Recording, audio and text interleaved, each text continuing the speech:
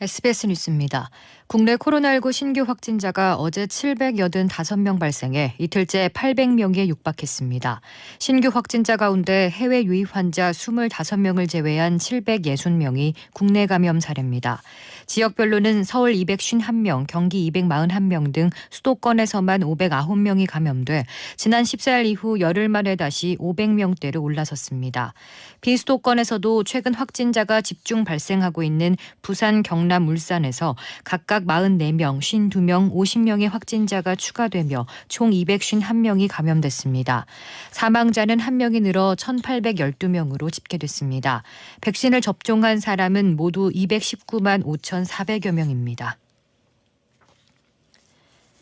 미국 질병통제예방센터 CDC와 식품의약국 FDA가 얀센의 코로나19 백신에 대해 사용 중지를 해제했습니다. 로셸 월렌스키 CDC 국장은 얀센 백신의 접종을 즉각 재개해도 된다고 밝혔습니다.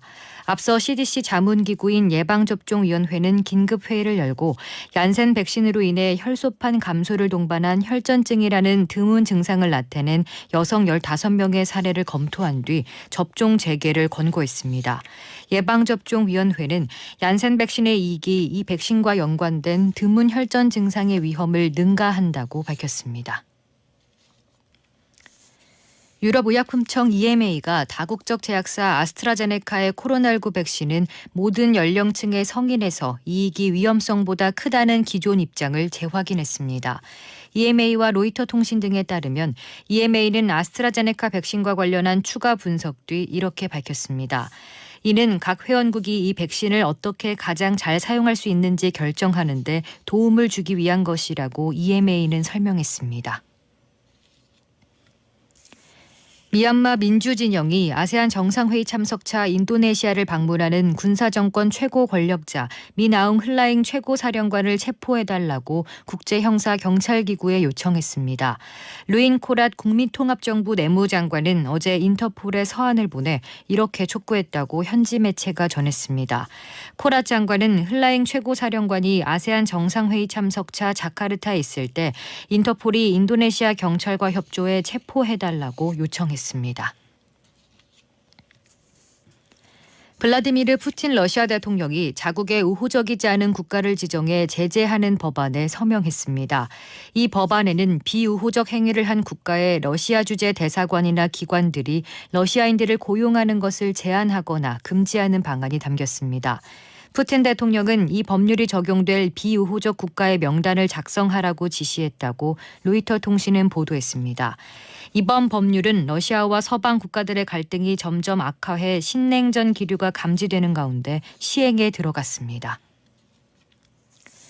북한이 코로나19 유입을 막기 위해 취했던 중국과의 국경 봉쇄 조치를 비공식적으로 해제한 사실을 민족화해협력 범국민협의회에 알렸다고 일본 지지통신이 보도했습니다. 이 통신은 이종걸 민화협 상임위장을 인용해 북한이 며칠 전에 민화협에 이를 통보한 것으로 밝혀졌다고 전했습니다. 북한은 중국의 코로나19 유행이 알려진 지난해 1월부터 국경을 봉쇄했습니다. 오늘은 전국에 구름이 많다가 저녁에 중부지방부터 차차 맑아지겠습니다. 낮에 제주도 서부와 산지, 저녁엔 호남 내륙과 경남 서부 내륙에 한때 소나기가 내리겠습니다. 오늘 낮 기온은 서울과 대구 24도, 대전 25도, 광주 26도 등 전국이 15도에서 26도로 어제와 비슷하겠습니다.